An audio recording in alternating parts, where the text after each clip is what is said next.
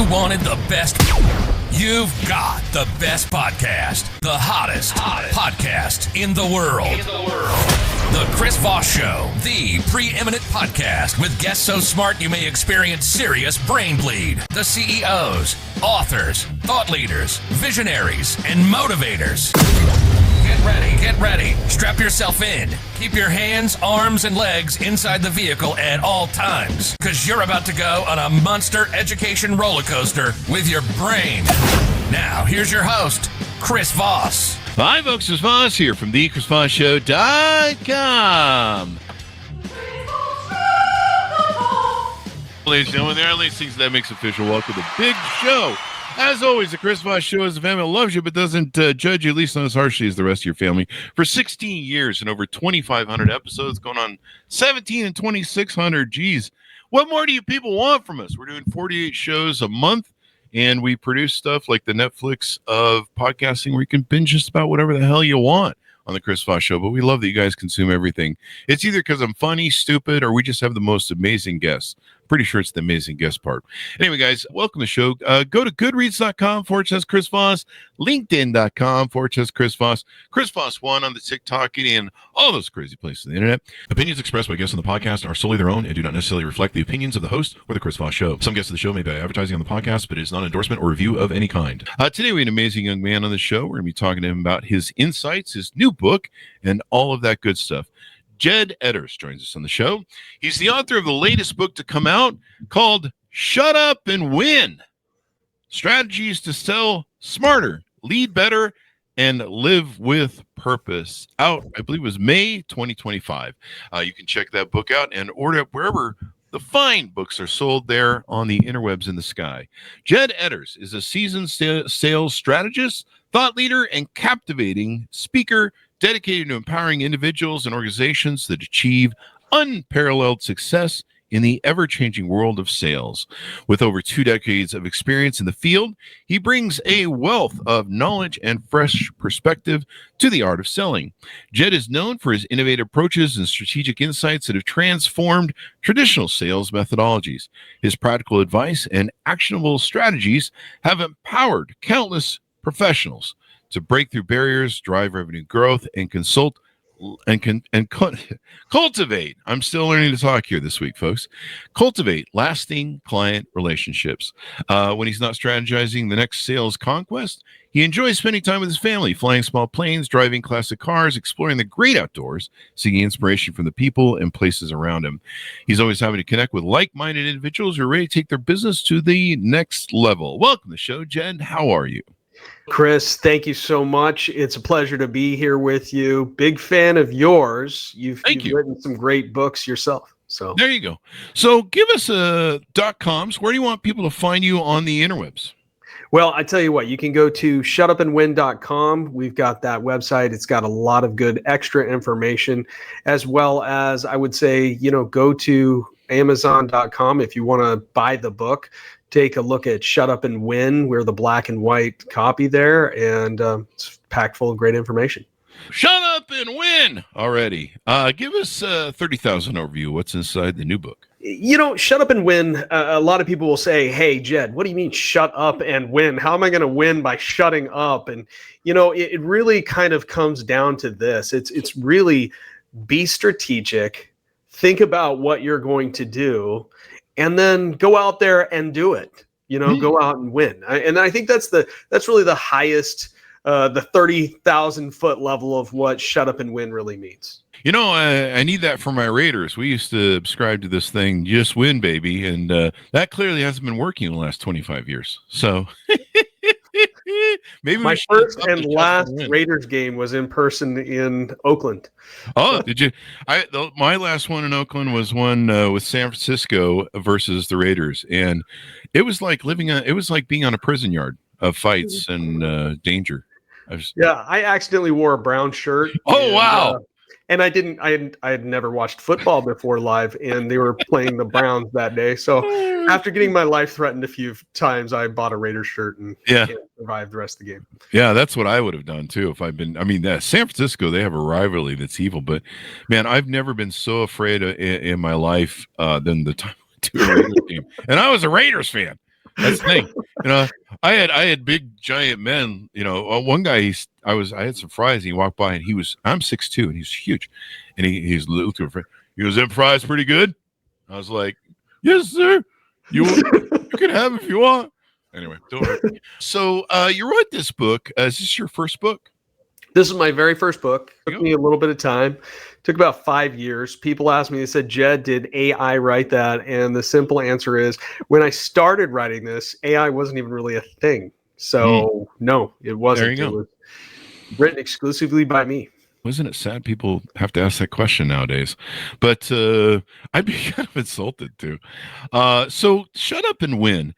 You talk about several different powerful things in this book. How to sharpen your leadership. That's one of my favorite topics, is leadership.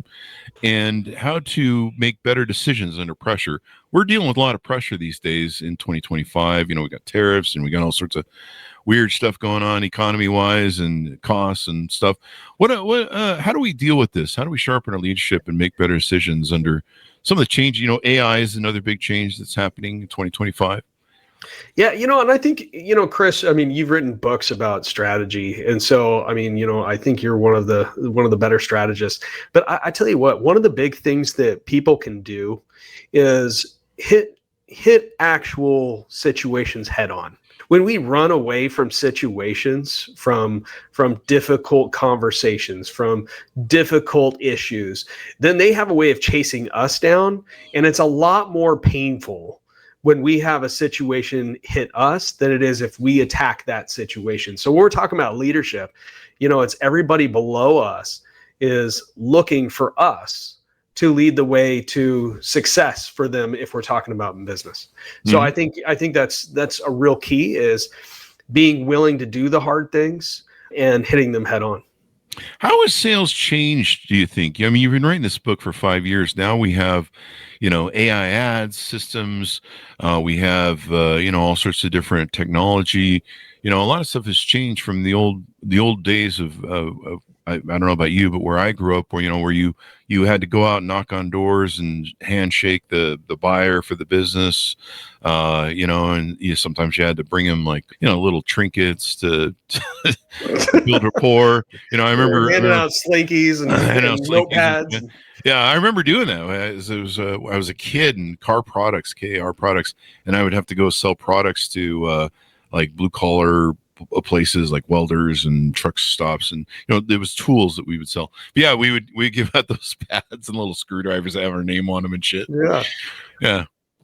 Well, I tell you what, the question being how has it changed with AI? I mean, people aren't thinking on their own. I actually even talk about that in the book. Really? It's what, there's one thing you can utilize AI, and I think it's smart to utilize it, but it's a tool. It's not a replacement. You can't rely on AI to give you 100% the correct direction. Now, you can rely on it to give you some breadcrumbs, maybe some important pieces, but at the end of the day, you need to know your job well. You need to know what you're talking about, so that way, when it adds that information, you're still leading well. Now, one of my biggest pet peeves, honestly, Chris, with AI is people that write all of their emails in AI. And there's certain things you can look for and see them, because, it used to be that you would get a quick answer. I ask somebody something, they give me an answer, right? And maybe I'm just being short. Maybe it's because I don't have this really long, patient, bit in my soul. But I tell you what, now it's people beat you to death with these long-winded emails that mean absolutely nothing because they're all AI generated. So I don't know if you see that, but it drives me up a wall. I'm kind of bad where there's people that want a response from me that I receive their email, which I find really annoying. It's, they'll be like, "Can you confirm that you got this?" And it's like, dude, you've added more work to me. I got your email. Okay. You're going to be fine. But, there is a lot of stuff that goes to spam box now. One of my big clients just was like, "Oh yeah, your invoice went to spam box." They couldn't find it. I'm like, well, you need to pay it. I don't give a fuck. It's over there. And I've got trackers where you can track, if they open the email. But, so I kind of get it, but they always want a response. So I always use those cheap Gmail responses now, the AA ones where it just goes, great, look forward to seeing you. I think I got that from you last night. So thank you. Probably did. And then Calendly has their own automated system that bugs the shit out of people to remind them of the show. Another thing you talk about in your book is mastering sales techniques that connect, convert, and close. Again, what changes? Are there any changes really to sales techniques that are happening in the world? It seems like being interpersonal and actually talking to people, sometimes picking up the phone or actually having a conversation with people seems to be more richer now and more valued than, it used to be. I couldn't get to the buyer's agent unless I really buttered up the gal at the front desk there. I tell you what, it's an interesting question because I think that it used to be, and maybe you'll identify with this. It used to be beat the people to death. Just keep telling them what they need to do. They need to buy. You got to buy. You got to do this. You got to do that. And then eventually these people would be so just beat up that they would just succumb to this and just grind them down. That's what I do in dating. That's what I do in dating on Tinder. That's how you got your wife. Okay, I get it. Maybe it was good for her, though. I don't know. But I tell you what, no, I said this in the context of sales and not in other things, but no doesn't necessarily mean that people don't want to know. Mm. You know what I mean? Because people will say no as a reaction because they've got their defenses up because they've been beat so many times with like people trying to sell them hard. Mm-hmm. So that's just the automatic defense. If you can give them some actual value, now we're talking. Okay. Yeah. Now that no, I say no means and this is exclusively, I want to make sure people understand this is exclusively in sales. Okay. If we're talking about physical touch, no's no. Yeah. Okay. Okay. But in sales, no generally means you didn't give me enough value. Show me some value so that I can say yes. Mm-hmm. Maybe the thing to do is to show the value up front on the pitch. I don't know. It seems like you're right. People have that knee-jerk reaction. I think we learned that in sales. I think, that came to Zig Ziglar. A lot of people, their immediate reaction on a decision is no. And, and it's kind of a defense because everything's coming at them. I've got an email full of people pitching me all sorts of bullshit. I'm sure you do too. LinkedIn is a never-ending assault of emails from people. Owning a podcast for 16 years, if I had $1 for every podcast promoter that's in some third world country that I would hate to find out how that works. And I've heard bad stories too. But geez, if I had $1 for every one of those, I'd probably be a millionaire at this point between me and my LinkedIn box.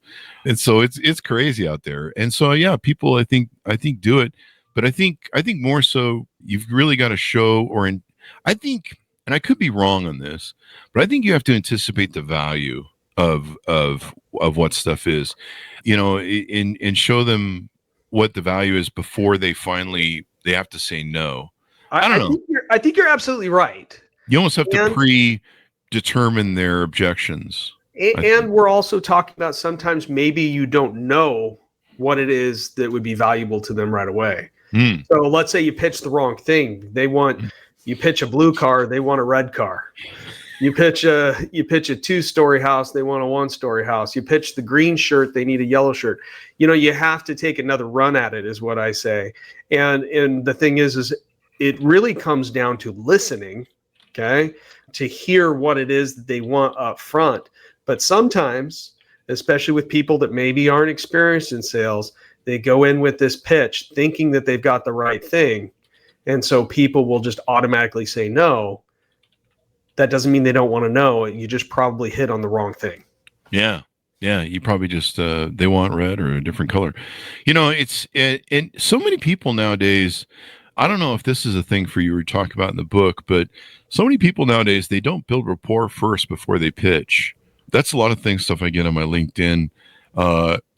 There's no rapport building. It's just pitch. And usually there's no there's no, I grew up in the age with and I think this got copied into a movie. What was the movie? Wolf of Wall Street with the pen, sell me the pen. Yeah. That was, that was the 90s. That was a big thing in the 90s when I came in, but way before that movie made it popular. But it would, you give a new salesperson a pen in the interview and you'd be like, sell me this pen.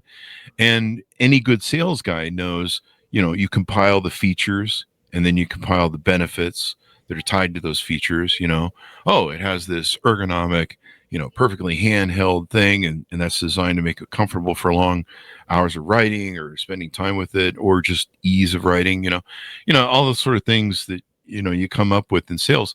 And I don't find people do the features and benefits thing anymore. It's just, hey, do you want to buy my shit? I mean, that's kind of what it is. And this is the title of my new book. You want to buy my shit? Chris, it's a #1 bestseller. I'm already going to buy it from you. It's going to be the sequel to Shut Up and Win. So if you're listening to this, buy Shut Up and Win and then buy Chris's. Somebody's going to have a book called We Don't Want to Buy Your Shit. Look, I know people want to buy my shit. That might be a better title. I think you know what? You bring up a really good point. I think people do. There's two ways of selling, right? Mhm. One is quality and one's quantity. And what do I mean by that? You can call 100 people up and say, do you want to buy this? Yes or no? They say, yes, great. Here's what you got to do. No, okay, bye. Or you can do quality, right? And you can say, hey, listen, here's what I sell, but I'd love to know, what are some of the challenges you have? Is this something that's interesting to you? And build that rapport like you're talking about.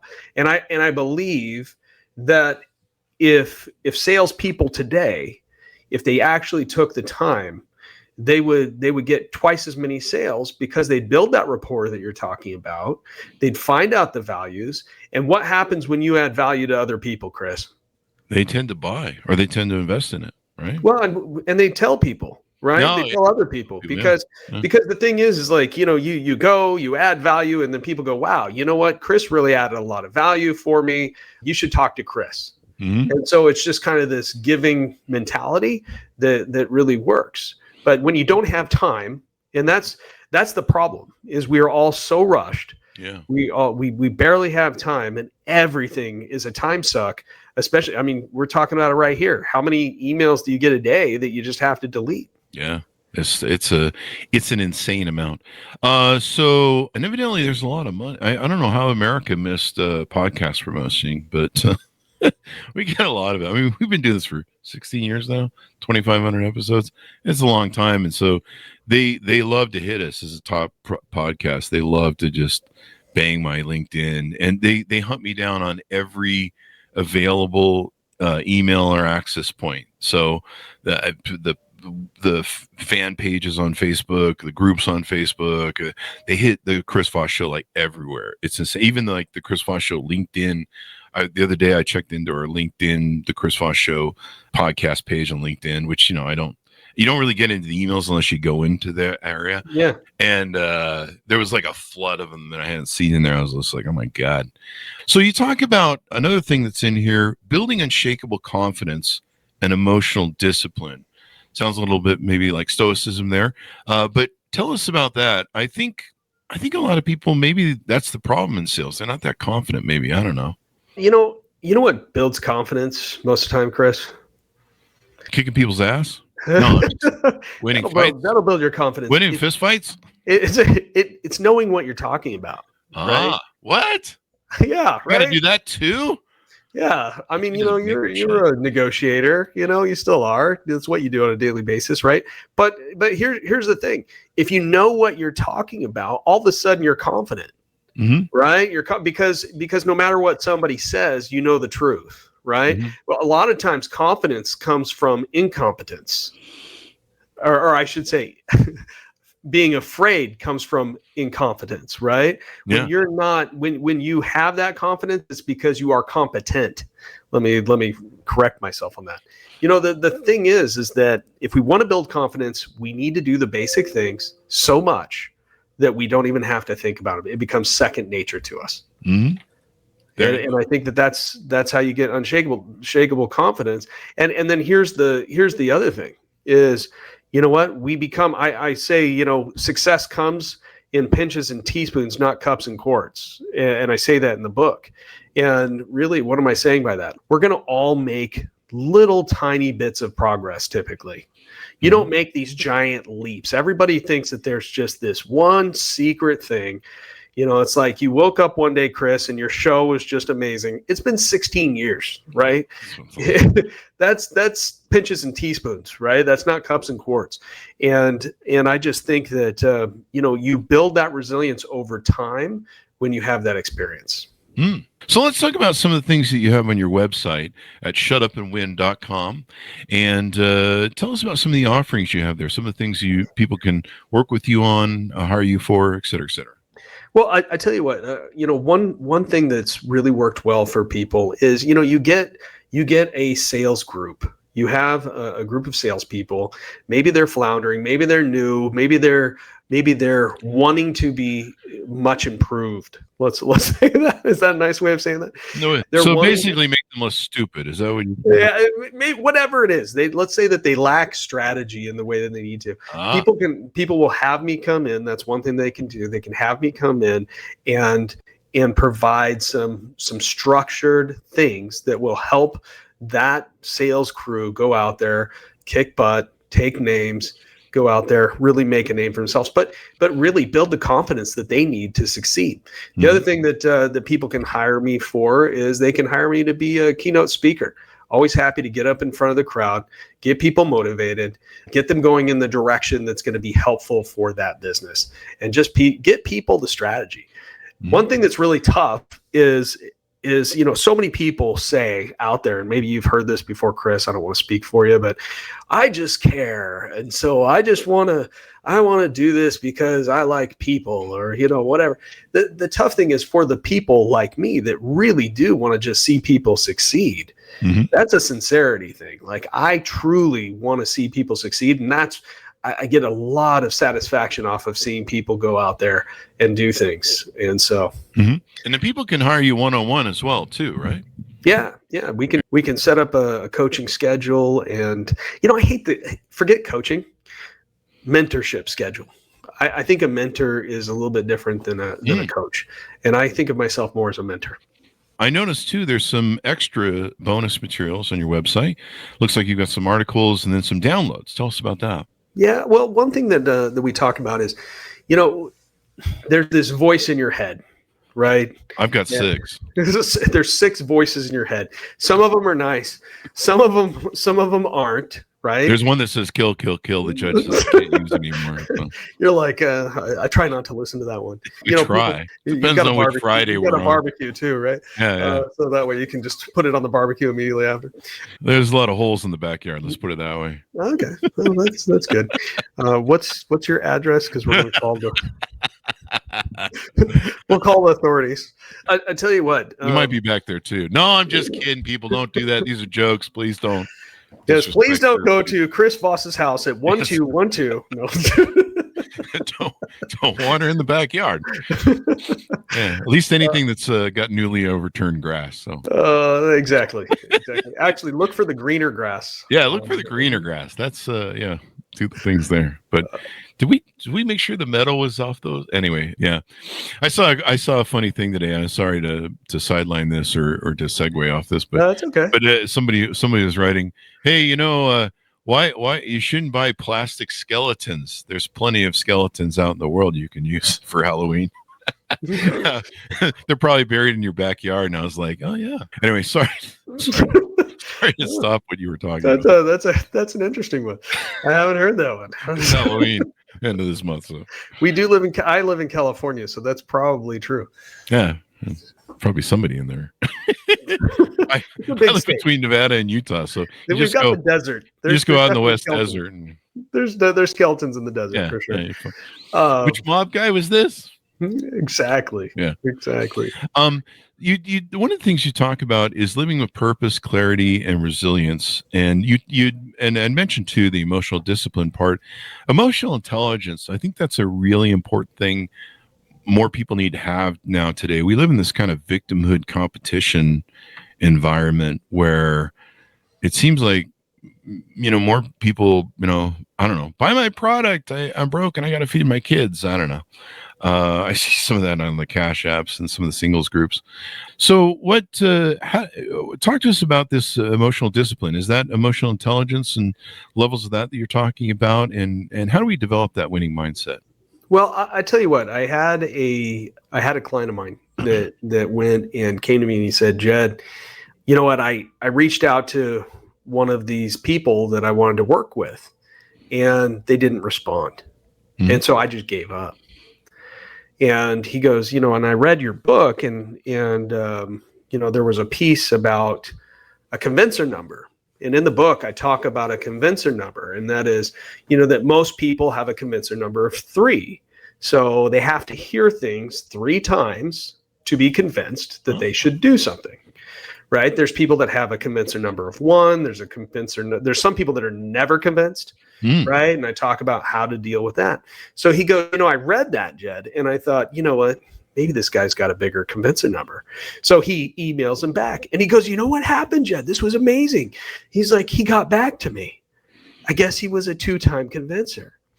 And, when we're talking about, building confidence, right?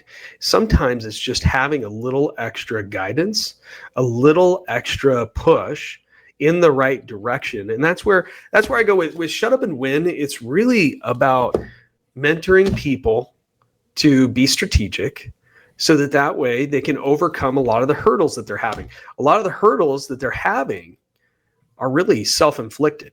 And one thing that I tell people is, and I know you know this, words matter. The specific words that you use can make or break a situation. And so we talk about what are some ways to make an impact and to not say the wrong thing, maybe use some timing. There's different aspects to it, but we talk a lot about that. What more have we talked about your book and some of the service you offer and what you want people to know about you and what you do? Sorry, you said one more what? Anything more that we want to talk about of what you offer and or some of the things in the book we haven't discussed? I think that one of the things that I talk about in the book that I think would be really helpful for people, just kind of going along the lines of what you were asking me was, strike when the iron's cold. The old adage, strike when the iron's. He's like, I don't know. Strike when the iron's hot, right? You've heard that before? Yeah. Yeah. So I say strike when the iron's cold. And what I really mean by that is go out there, do the things that you need to do when you have the clearest mind, right? Because when you go out there and you're fired up, you're irritated, you're excited, whatever it is, if you don't have that clear mind, if that iron's hot, then that's going to cause some cloudiness. It may not give you the result that you want. And so I really encourage people, strike when the iron's cold. That's going to be a little sound bite for you. But I think you brought up a really good point, Chris, which is building rapport with people is really, really powerful. Even here you've done how many episodes of this show? 20. We're going on 2,600 here probably in a week or two.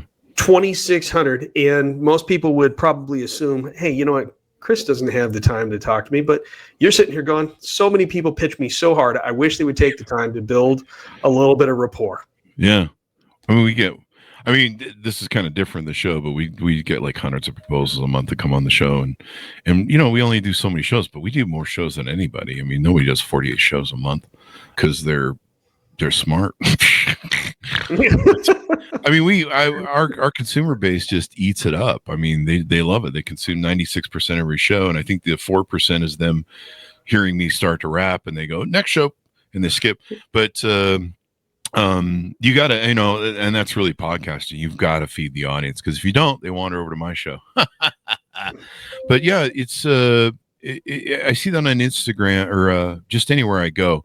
And there's not a feature benefit usually either. It's just, hey, you want to buy my shit? And you're just like, I don't even understand what your shit is or what it's going to do for me. There's an old thing where you got to solve people's problems, right? In sales. I think that's a big thing, isn't it? Still, if you don't solve somebody's problem, what are you doing? You're creating another problem, another thing to bug them with, And again, we're all beat to death with advertisements with people knocking on our door, which I'm going to call an advertisement, but I do want to hit on this because you did bring this up, which is, you said back in the olden days, we'd have to go knock on doors. I would go give trinkets. You said you had a screwdriver. Oh, we had like everything. Oh yeah. We had all this shit you could buy to You know what's so powerful today? Knocking on people's doors and handing a little screwdriver with your name, because nobody does it. Nobody does it anymore. So you can go out there. You have to think outside the box to be original, but it's amazing how things come all the way back around. Isn't it though? Like I noticed years ago that there was a value again. Like back in those days, the buyers for most companies that I would go to, they would be behind that gatekeeper secretary, and that woman was usually, she was like she was like arguing with that French guy in the castle in the movie was it The Holy Grail? Search for the Monty Python, The Holy Grail. Monty Python, The Holy Grail. You take your stupid whatever and get bugger off or whatever. I don't remember the line she used, but they were those women were ironclad warriors, man. You try and arm wrestle those gals or hustle them with bullshit, man. They would kick you in the nuts and send you walking, man. You could not get past them and to the buyer unless I don't know, and it didn't matter what kind of trinkets. You could bring her roses. You could bring her, all the screwdrivers, company name on it, the stupid pens and the pads and all the crap we used to give out. But yeah, now you just get right through. And the guy's like, hey, no one ever calls me and talks to me. This is kind of different. Wow.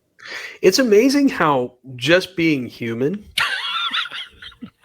like people are like, and I do it. I don't know if you see that, but like I've received a couple of messages. Like I get the AI generated ones that I'll say, and then I get one from a real human, and you can always tell because like, hey, and I'm really sorry to bother you, but I wanted to run this by you, and I'm like, I'll respond to that because I'm like, it's so out of the ordinary that it's normal. Yeah. I think talking to a human. I think with AI, that's going to make that human connection even more so important. Maybe you think. I think it's become already more and more important. Yeah. The problem, and I was joking with somebody the other day. I said, hey, look, what's going to really happen in the future here is they're going to have classes on human interaction so that way people are going to be able to talk, because they're going to be so used to being on their devices. They're going to like, I don't know what to do when I have a human that's right here in front of me. But I think, unfortunately, that's probably where we're headed. But you know what? Part of the book here is use your mind. That's the whole thing. Nothing can replace your mind unless you let it.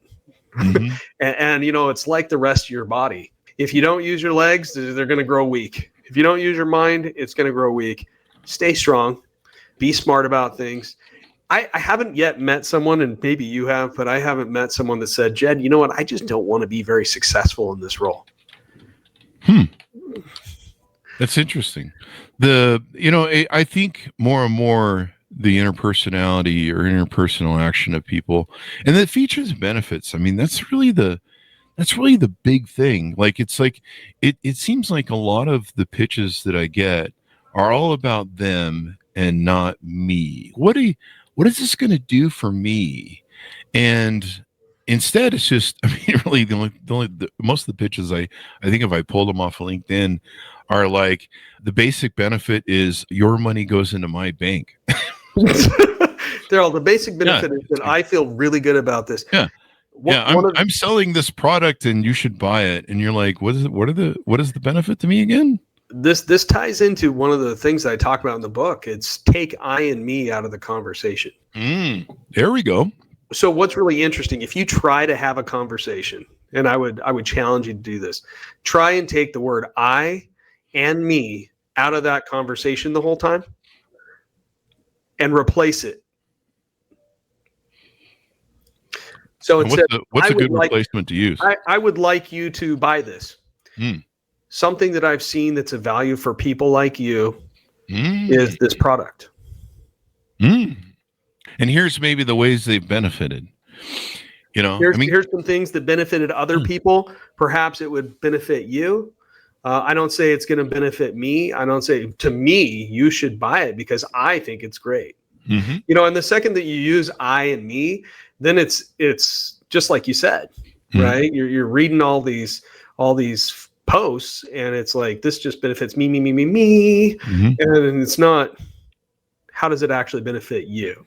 Yeah. And that's what people are concerned about. I mean, that's the whole reason you become an entrepreneur. That's the whole reason that you get into sales, is people have a problem they need solved in their life. Maybe they don't know that it's a problem. Maybe you're going to educate them of hey, there is a fix. Do you have this problem? There is a fix for that and stuff. But you know, like I think probably a good blue sky sort of big thing is like, you know, the cable company will be like, hey, you know, you can have faster internet, and you're like, for $29.95 or something more or whatever, you know, and you're like, well, what does that do? Like, am I really going to benefit from that in some way, shape, or form? Or what are the features and benefits? And we could probably sit down with my LinkedIn inbox or my Gmail, and it is like, you know, it is just hammer time for buy my shit. And you're like, what are the features and benefits here? What is this going to do? And then I think sometimes, you know, so many people are selling their services. And so a lot of the message is that I and me message that you talk about in your book, where it's, I kick ass and take names, and I teach this. And you're like, what do I get out of this situation? How do my problems get solved? And that's really what most people are sitting around focusing on. I mean, anytime you buy a product is, you know, you buy a drink at the store because you're thirsty. You're solving a problem. And I think more people need to approach sales with, what problems is this product solving? Because there's a lot of products out there. I saw someone talking about this in TikTok. There's a lot of products out there that don't really advertise themselves as solving a problem. Like Meta Glasses is one. They just go, hey, Meta Glasses, it's got cameras and shit in it and AI. You want to buy it? And I have Meta Glasses. They're great. One of the reasons I buy them is so that I can have, I usually have two Huskies. Right now I'm in between, and I just have one. But I love having the first person video shooting so that I can pet both of them, or I can take video where we're on a walk. But and when I get my puppy here, probably in a few more months, I'll be able to hold it in my hands and videotape it. Where, you know, if you're trying to hold a puppy and you're trying to work the camera, you know, it's just impossible. You get shit shots. And I still have great video of Google Glasses back in the day of my dogs that are just invaluable, they're irreplaceable. And so, but they don't sell that feature. They just go, hey, it's got a camera in it, and I don't know, you can record shit if you want, I suppose. And this goes to time, right? Because it's really like, in order to find out, you know, we started this whole conversation with, you know, well, maybe you should have pitched the value to begin with. How do you pitch the value to someone if you haven't asked the question? And, you know, part of the thing is that, you know, you need some kind of information to find out what people need. And I try to really say this, is that sales is really not sales. Okay. I don't sell anything. Sales is really a leadership position. Because if people want to buy something from you, it's because they have a need, like we just talked about, and they're looking to someone that is better at doing that, or they believe is going to lead them to winning in that situation better than they would do on their own. Otherwise, people would do it themselves.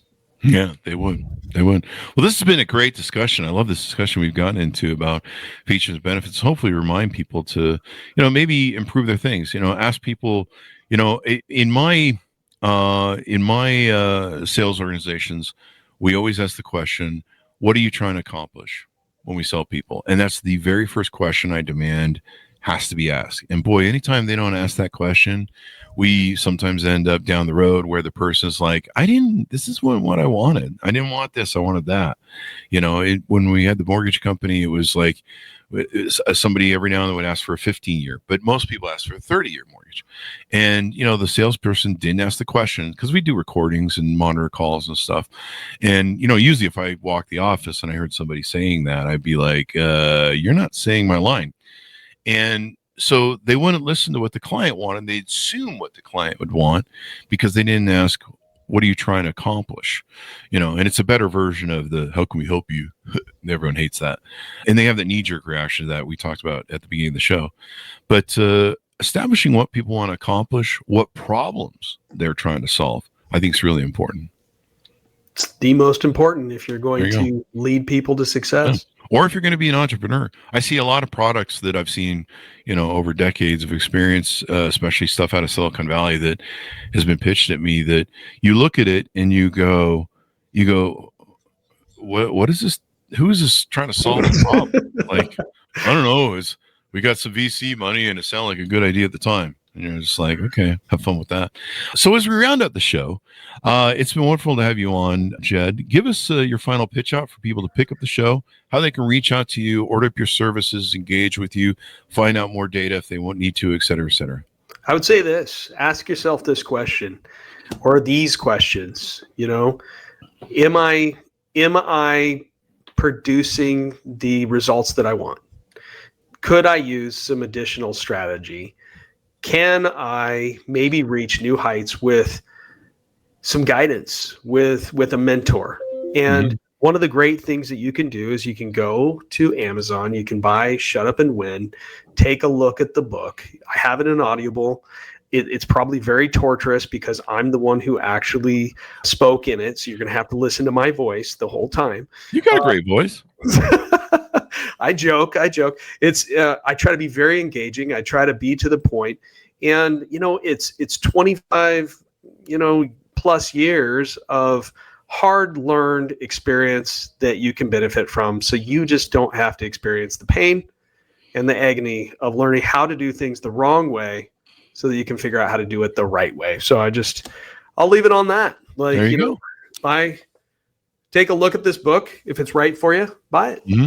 Well, thank you very much for coming on the show, Jed. We really appreciate it. Amazing discussion, sir. Thank you so much, Chris. Thank you. And thanks for tuning in. Order up Jed's book wherever fine books are sold. It is entitled Shut Up and Win: Strategies to Sell Smarter, Lead Better, and Live with Purpose, out May 29th, 2025. Thanks to our audience for tuning in.